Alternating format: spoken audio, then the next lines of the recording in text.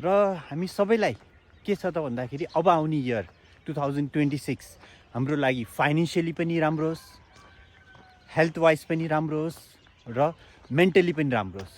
तर एउटा कुरा सोच्नु त, यो हामीले सोचेर मात्रै पुरा हुन्छ र एक्सनमा नगइकिन? तपाईँले एक्सर्साइज गर्नु न, तपाईँ कसरी 2026मा हेल्थमा राम्रो हुन सक्नुहुन्छ? तपाईँले मेडिटेसन गर्नु न, योगा गर्नु न, तपाईँले मेन्टली कसरी स्टेबल हुन सक्नुहुन्छ 2026मा?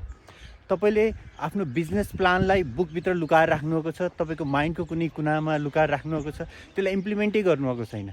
अनि कसरी तपाईँ फाइनेन्सियली फ्रिडम हुन सक्नुहुन्छ त?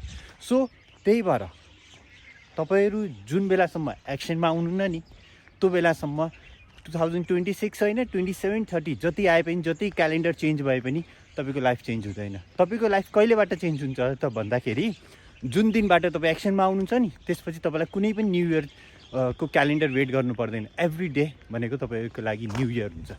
Thank you.